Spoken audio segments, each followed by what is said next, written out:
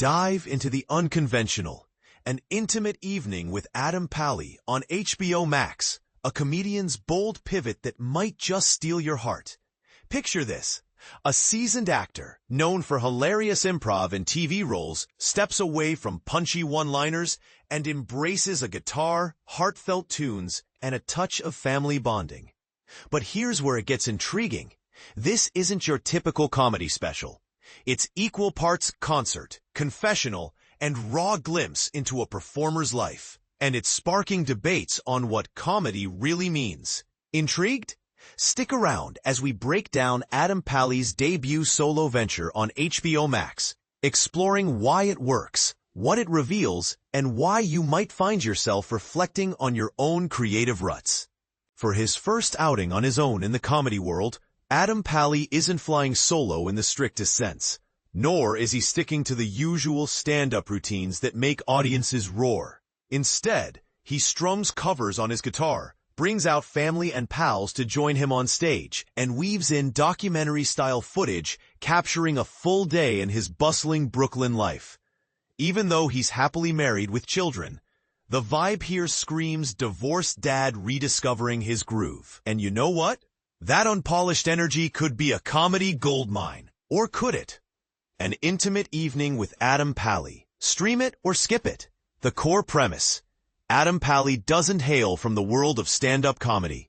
Instead, he honed his craft in the gritty world of the Upright Citizens Brigade Theater, UCB, a renowned improv hub in New York City where performers build skills through spontaneous collaborative scenes.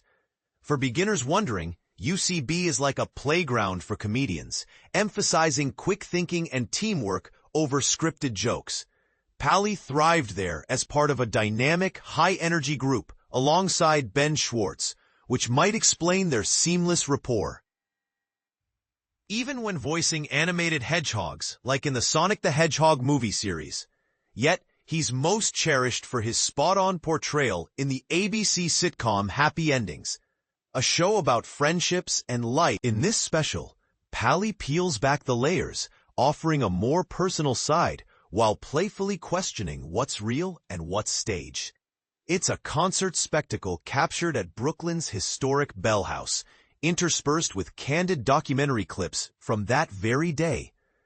His cousin takes on DJ duties to hype up the arriving crowd, and on stage, he's supported by actor David Krumholtz at one moment, his own father in another, plus a band featuring comedian Dave Hill. What's the driving force behind this? As Pally shared in his announcement of the HBO event, this special sprung from a burning urge to create something, anything, and I'm bursting with pride and thanks to HBO for providing such an amazing stage to entertain, strum tunes, and share some wild stories. What other comedy specials does it echo? Regarding style and essence, Pally's show most closely mirrors the 2020 docu-concert special by comedian Whitmer Thomas on HBO, The Golden One. If you're familiar with that, you'll see the blend of performance and personal narrative here too. Standout moments? Since this isn't a joke-driven affair, the humor emerges from Pally's self-mockery and clever twists. Expect chuckles when he dismantles his own image or leads you down a misleading path. To avoid spoilers, I won't dive deeper. You'll want to experience it firsthand. That said, it's worth noting that in an off-stage chat, Krumholtz couldn't resist ribbing Pally, joking about his unbridled passion that just can't be contained. Then, doubling down by implying this whole thing might be a cash grab from touring with nothing but cover songs. But that can't be the full story, can it? Right? And this is the part most people miss. The underlying sincerity that challenges our assumptions about motive. Our insight. Right from the start, Pally's vulnerability shines through, blending insecurity with charm. I bet a bunch of you were wondering, like, why? Why would a TV celeb start strumming tunes for me in Gowanus? He quips, referencing the Brooklyn area home to the Bell House, a once vibrant comedy spot in the 2010s that's now under Live Nation's umbrella. He counters, well, I'm basically a film star, right? Then with a laugh, nah, I genuinely have no clue. It draws a Nerdist chuckle at least, before he piles on. I always kick off my gigs with a couple of downers.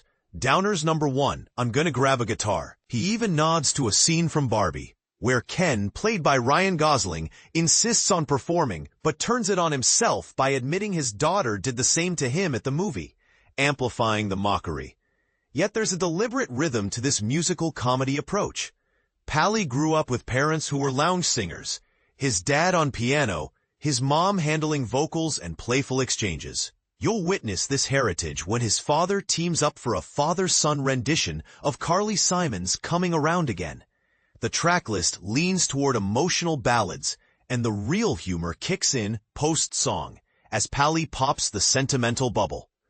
When he ventures into rockier territory, like Springsteen or Oasis covers, the laughs stem from his inability to deliver them convincingly. Midway through, he recalibrates for the live crowd and curious viewers by addressing the elephant in the room. Is this the actual show, he asks? Yep, this is it.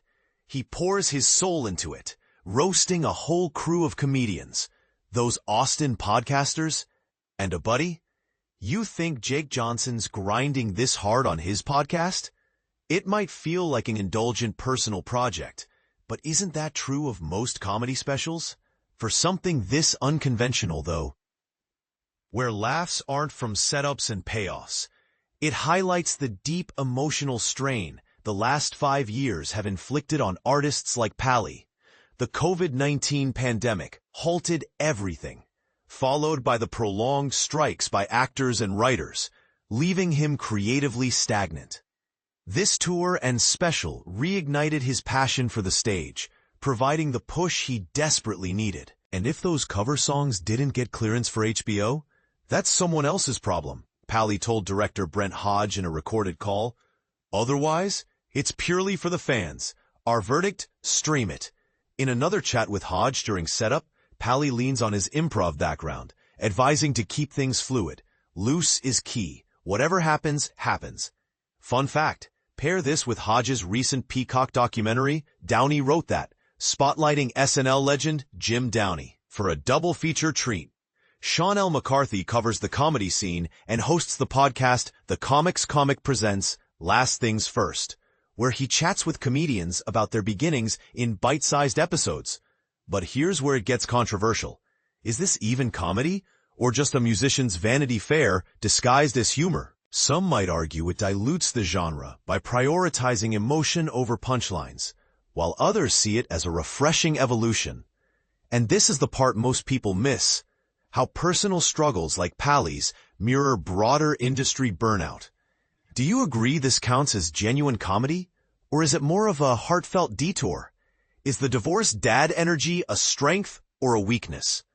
Share your take in the comments. We'd love to hear if it resonates or ruffles feathers.